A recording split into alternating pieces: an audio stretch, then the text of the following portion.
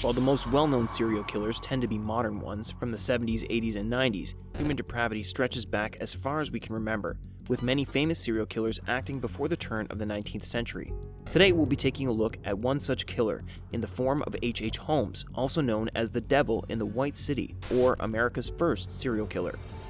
Henry Howard Holmes, or H.H. Holmes as many of us know him today, was actually born with the name Herman Webster Mudgett. He was born to Levi and Theodate Mudgett in New Hampshire on May 16, 1861. There are modern rumors and accounts of Herman having an abusive and alcoholic father, as well as reports of him torturing animals as a young boy. While these would certainly have Herman fit in well with many modern serial killers, there is no evidence to support any of this. In fact, by all accounts, Herman seemed to have an extraordinarily average and normal childhood. However, an event in his early teenage years definitely seemed to have some sort of impact on Herman. When he was around 13 years old, two boys grabbed Herman and dragged him into a doctor's office that he was absolutely terrified of. While in there, the boys brought him face to face with a real human skeleton. But instead of freaking out, Herman found himself incredibly intrigued and fascinated by the human body.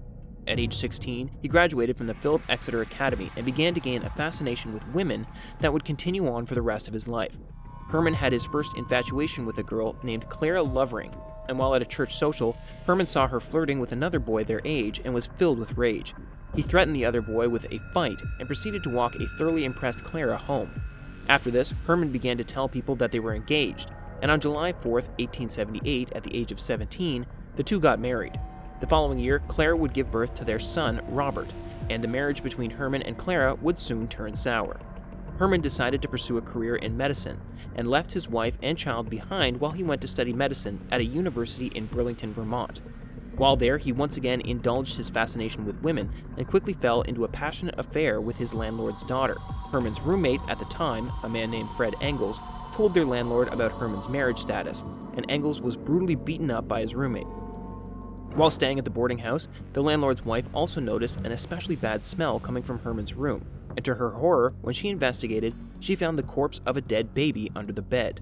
When pressed for answers, Herman merely said that he had taken the body from school and was using it to study dissections, and was promptly forbidden from bringing any more corpses from school into the boarding house. In 1882, Holmes transferred to the University of Michigan, and this time brought along his wife and child. Fellow students living in the boarding house reported hearing the couple arguing frequently, as well as seeing signs of domestic abuse on Clara, such as black eyes and bruises. At some point during Herman's tenure at the University of Michigan, Clara decided she'd had enough of Herman and moved back to her parents' house with their son as a sort of informal divorce with her abusive husband. With his family out of the way, Herman could focus more on his studies and even worked under the chief anatomy instructor in the school's anatomy lab. Years later, Herman would claim that while working in the lab, he used several cadavers from the school to defraud insurance companies. Speaking of cadavers, Herman's schoolmates noticed that he had an intense interest in dissecting bodies and taking out their organs, apparently to an incredibly disturbing degree. He had even kept up this habit from his schooling in Vermont and would take home the bodies of dead babies during spring break to dissect and experiment on.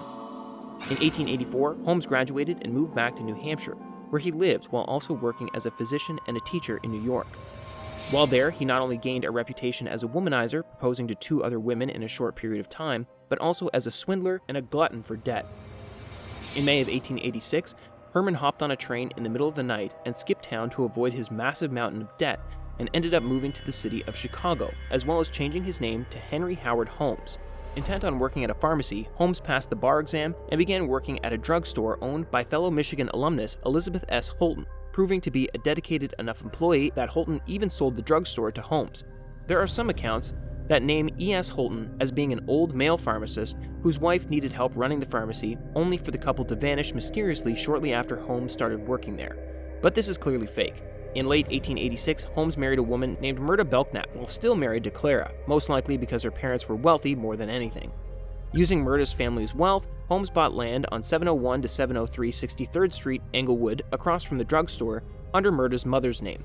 He planned on having a two-story building built with a drugstore on the bottom and apartments on the top, and construction soon began. In 1888, Holmes was sued by the various construction companies he had hired and fired to construct the Englewood building for not paying them, but somehow managed to scheme his way out of any real trouble. Holmes was also known for a variety of scams, including buying items on credit and selling them for cash without ever paying back the credit. One time, he even did this with a very large safe before walling it completely behind four walls. When the creditors came to repossess the safe, Holmes told them they were welcome to take the safe, but that they couldn't damage the building. In 1890, Holmes sold his drugstore to focus on real estate and his nearly completed castle, but still spent much of his time at the store. Conveniently, Holmes was the only one present at the store when two of his investors, who apparently had urgent information, arrived at the store only to suddenly collapse. Holmes reportedly poured a dark liquid down the man's throat, and not long after, the man was dead. While it wasn't known for certain, this man is believed to have been one of Holmes's first victims. Holmes soon hired Ned and Julia Connor to work at the drugstore, and while they were there, they lived in his newly constructed Englewood building. Shocking to no one, Holmes entered a torrid affair with Julia, and once Ned found out, he divorced Julia, quit his job, and left behind their daughter Pearl before leaving town. On July 4, 1891, both Julia and Pearl would go missing, with their bodies never being found. Holmes claimed that Julia had died during an abortion and never confessed to her murder, so what truly happened to Julia and Pearl will likely never be known for sure. Chicago was buzzing with the news that in 1893 they would be hosting the World's Fair, and Holmes saw this as an incredible opportunity to make money and indulge in his sick fascinations. He had a third story added to his building that would function as a hotel. By 1982, the building was mostly complete. Holmes's castle featured several storefronts on the bottom floor, with the second floor containing an office space for Holmes, as well as over 100 rooms, and the third floor contained additional apartments for the hotel portion of the castle. Several of the rooms on the upper two floors were soundproof and had gas lines, essentially acting as a gas chamber for Holmes to easily dispose of his guests, as well as a chute that led directly down to the basement where Holmes kept vats of acid, a crematorium, and quicklime for disposal of bodies.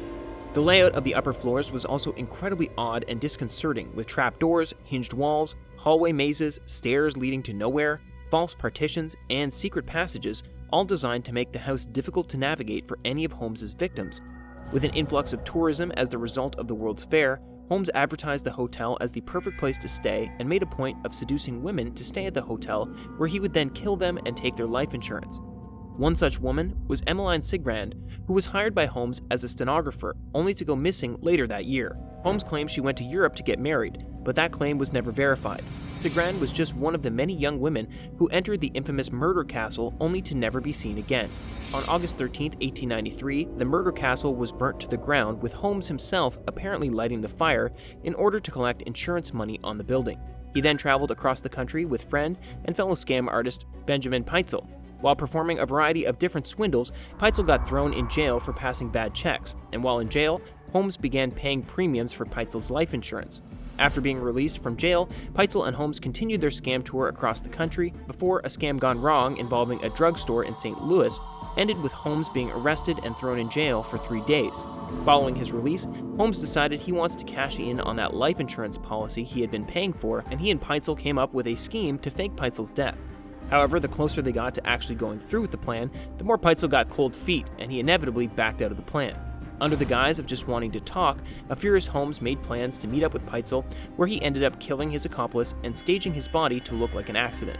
Pitezel's widow was paid the life insurance, but Holmes convinced the woman that Pitezel owed him $7,500 and even agreed to take Pitezel's children across the country to Indianapolis, where they would be staying with their aunt. It was around this time that he discovered he was wanted by police in several states for his various crimes and decided that the kids were too much of a burden, tragically killing the 3 Pitezel children. He would be arrested in Boston for horse theft, of all things, but in October of 1895, he would be convicted of the murder of Benjamin Pitezel. After this, Holmes actually confessed to 27 other murders, many of whom were the women killed in his murder castle back in Chicago.